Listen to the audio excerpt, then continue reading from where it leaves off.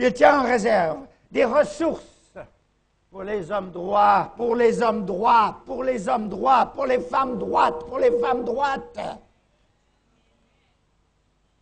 Et non pas les tordus, les gens qui adaptent le péché avec les choses saintes, qui essayent d'adapter du moins, mais c'est inadaptable.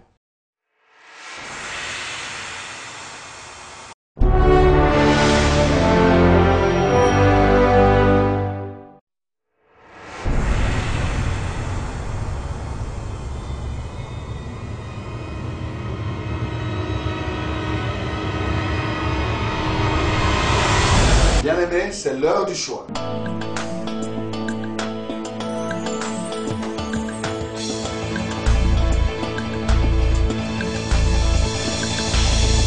Au pied du Seigneur, je t'invite. Bien peint au dehors, Écoutez bien propre la au dehors, parole mais à l'intérieur, il y a des éternelle, ossements, il y a de la car c'est- pourriture, il y a toutes sortes de choses sales. C'est l'heure du choix. C'est l'heure du choix. C'est l'heure du choix. C'est l'heure du choix.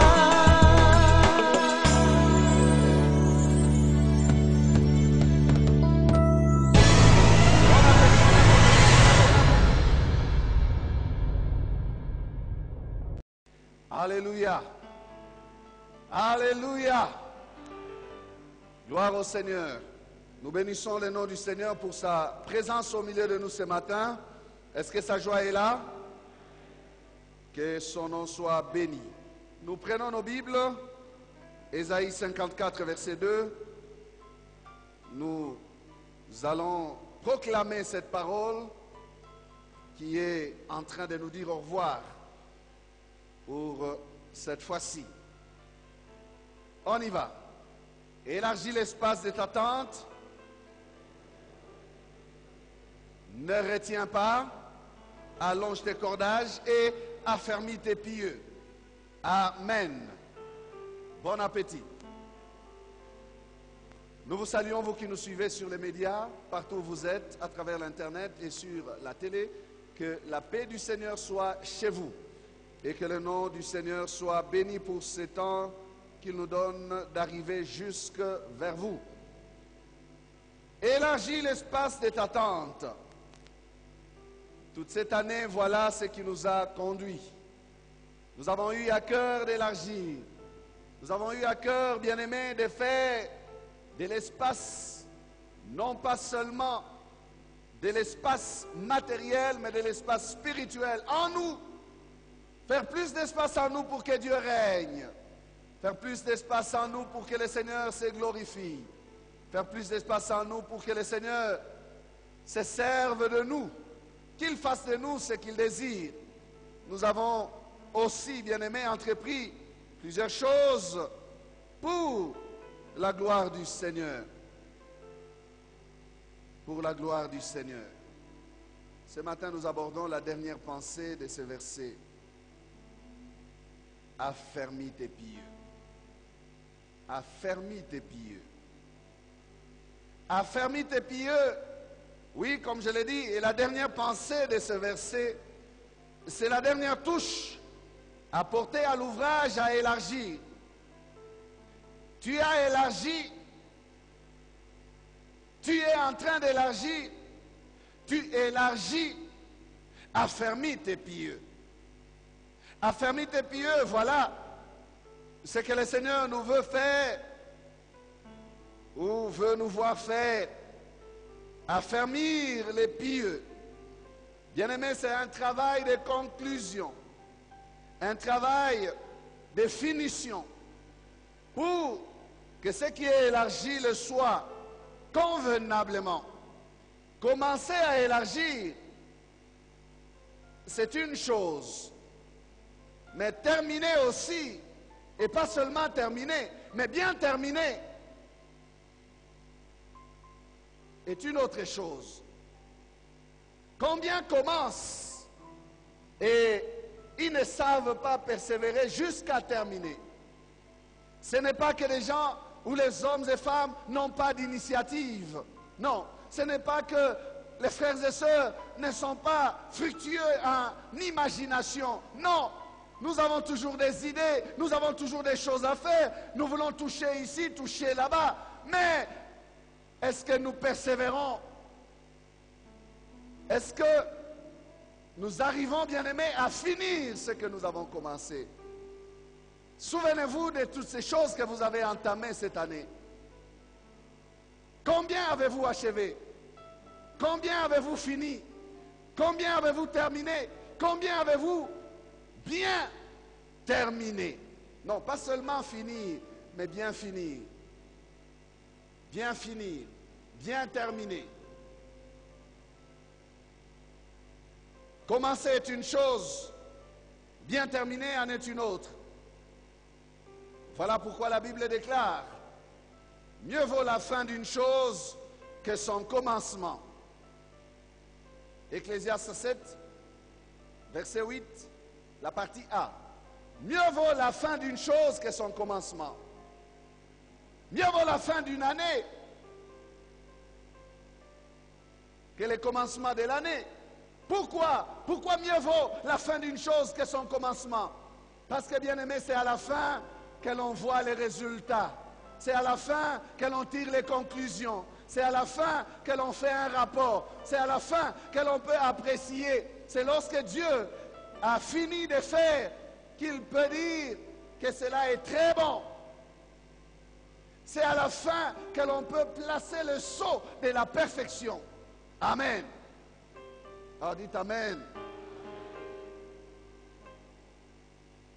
À la fin d'une chose, le commencement est bon, mais la fin aussi. Ne soyons pas des spécialistes de commencer. Oh, bien souvent, je vois des personnes venir avec des grandes résolutions. Pasteur, soutenez-moi dans la prière parce que je voudrais commencer quelque chose. Je dis, oh frère, ça va. Tenons-nous la main, prions. On prie. Et puis après, frère, comment la chose là? Oh, pasteur, il y a eu beaucoup de problèmes. Je ne suis plus là-bas. Oh, mes frères, qu'est-ce qui s'est passé? Tu as commencé, mais pourquoi tu n'as pas persévéré? Pourquoi tu n'as pas persévéré? Commencer, oui, c'est bien. Mais persévérer dans la chose et parvenir à l'achever. Amen. Parvenir à la conclusion de la chose.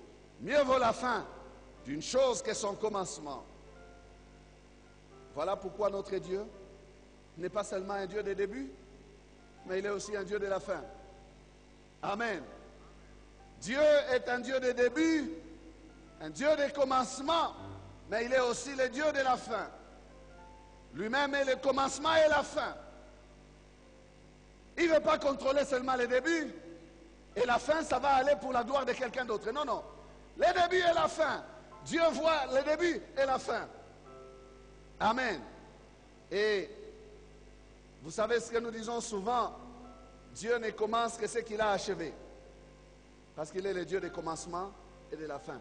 Dieu n'est pas un Dieu des ouvrages inachevés, des chantiers abandonnés, des maisons qui ont perdu des budgets, des temples inachevés qui vont rester des années parce que le financement est épuisé, parce qu'il n'y a personne qui peut contribuer, parce que non. Dieu est un Dieu qui ne commence que ce qu'il a achevé. Quand il a commencé quelque chose, il l'achèvera. Amen.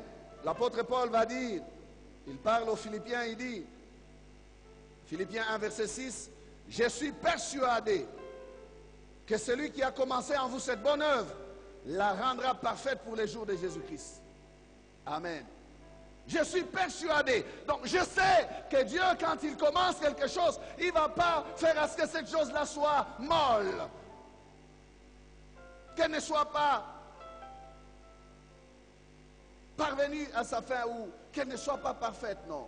Il la rendra parfaite. Même si dans son parcours, vous savez, Dieu nous parle dans sa parole, il dit, ne méprisez pas les faibles commencements. Même si certaines choses, quand elles commencent même avec Dieu, elles semblent être dérisoires aux yeux des hommes. Les hommes ne considèrent pas parce que c'est encore embryonnaire, ce n'est pas encore solide, ce n'est pas encore visible, ce n'est pas encore défini. C'est une ombre, c'est comme quelque chose, c'est un peu diffus, confus. mais Dieu va continuer son œuvre jusqu'à ce qu'une belle œuvre parfaite jaillisse de ce qui était diffus, confus. Alléluia.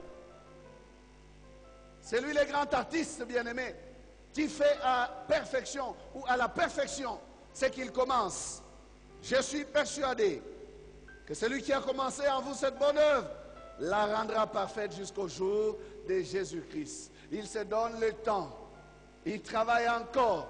Il n'a pas fini. Tout à l'heure, je disais dans la prière que le Seigneur n'a pas encore fini. Voilà pourquoi ne soyons pas pressés de fixer une date pour la fin de ce monde. Le monde ne nous appartient pas. Ce n'est pas nous qui l'avons créé. Laissons cette matière-là au Créateur. Si quelqu'un parle de certaines choses qu'il ne maîtrise pas, et il dit que Dieu lui a parlé, ou il dit qu'il a une révélation, mais si ces choses ne s'accomplissent pas, la Bible dit, l'Éternel dit dans Deutéronome 18, il dit, c'est par courage qu'il a parlé, je ne lui ai point parlé, c'est un faux prophète. Beaucoup de personnes essayent de déclarer des choses. Voilà, dans 2 mois, dans 6 mois, ils disent des choses. C'est bien de dire des choses, frères et sœurs. Mais attention, lorsque ces choses ne s'accomplissent pas, ayez aussi le courage de reconnaître que vous n'avez pas reçu quelque chose de la part de Dieu. Si vous n'avez rien reçu, taisez-vous. Mais c'est un esprit mercantiliste, un esprit commercial. On a vendu pas mal de journaux, on a fait fonctionner des médias et on a mis des gens sous stress. Plusieurs personnes. Oh oui, oui, les gens ont paniqué. Mais combien écoutent Dieu? Combien écoutent Dieu? On veut écouter certaines choses qui viennent des Mayas.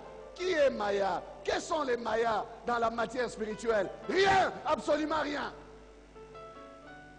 Aucune référence en matière de spiritualité. Mais le monde a tremblé. Pourquoi? Parce que le monde rejette Dieu. Ils veulent écouter des choses qui ne sont pas de Dieu. Alors que la parole de Dieu nous dit d'être prêt chaque jour. Nous n'avons pas besoin d'une date pour être prêts. Nous ne paniquons pas, bien-aimés, parce que nous marchons dans la volonté de Dieu. Et en Abutu, et en Amoy, Nakobange l'autre. Amen. Nous n'avons pas besoin d'une date. Ça peut être maintenant là. Pam, pam, pim, pam. Et nous partons. Avant que ce monde ne soit secoué, nous ne serons plus là. C'est ce que ma Bible déclare. Amen. C'est ce que ma Bible déclare. La vôtre aussi? Avant que ça se secoue dans ce monde, nous devons d'abord partir. Alléluia. Oh, j'ai aimé ce que quelqu'un a écrit quelque part. Il a dit, les Mayas ont perdu leur trompette. Ils ont attendu. Ils ont attendu. 23 heures, 11 heures, 1 heure. Rien. La trompette n'a pas sonné. Bien-aimé, à un signal donné, au cri d'un archange, la trompette sonnera. Et les morts en Christ ressusciteront premièrement. Et ensuite, nous les vivants, nous serons changés, transformés. Et nous nous en irons à la rencontre du Seigneur dans les airs.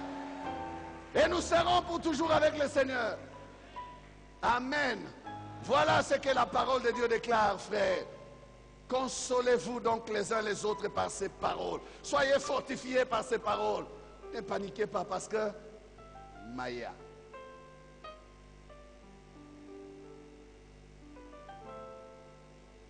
Amen. Êtes-vous prêts? Si ça a raté le 21, ça viendra bien un jour. Êtes-vous prêts? Voilà la question. Amen. Alors je ferme ces parenthèses. Affermis tes pieds, frère. Affermis tes pieds. Le Seigneur est en train de nous dire que si nous nous mettons à élargir, faisons-le bien. Amen. Faisons-le bien. Faisons-le solidement. Si nous faisons cela, faisons-le sérieusement, solidement. Le Seigneur dit à celui qui élargit d'affermir ses pieux. Il dit, pose très bien les bases. Place ton œuvre sur une bonne fondation. Enfonce très bien tes colonnes. Enfonce très bien tes colonnes. Et j'aimerais te dire, frère, que Dieu est un Dieu des choses durables. Dieu n'est pas le Dieu des choses qui sont des à peu près, des choses molles,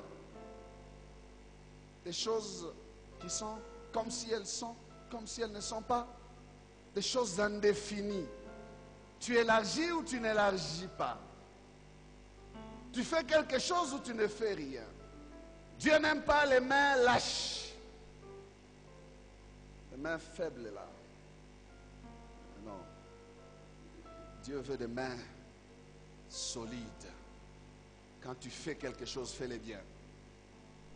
Quand tu touches à quelque chose, donne-toi tout entier à ce que tu fais. Pas faiblement. Parce que Dieu, ce qu'il fait, lui, est parfait. Dieu nous veut, même nous son peuple, devant sa face, devenu parfait.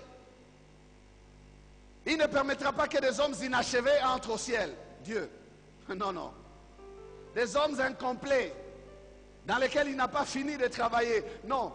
Dieu aime des choses bien, des choses solides, des choses achevées. Amen. Avant que nous ne puissions nous présenter devant Dieu pour être avec lui pour toujours, son œuvre sera affermie en nous. Son œuvre sera terminée en nous. Nous serons comme il est. Il aura fini. Il est en train, bien-aimé, de travailler pour cela. Il pose un solide fondement. Il dit avec ces paroles qui lui servent de sceaux, le solide fondement qu'il a posé est inébranlable. Amen. Il fait cette œuvre en nous. Si quelqu'un prononce le nom du Seigneur, qu'il s'éloigne de l'iniquité, car le Seigneur connaît ceux qui lui appartiennent.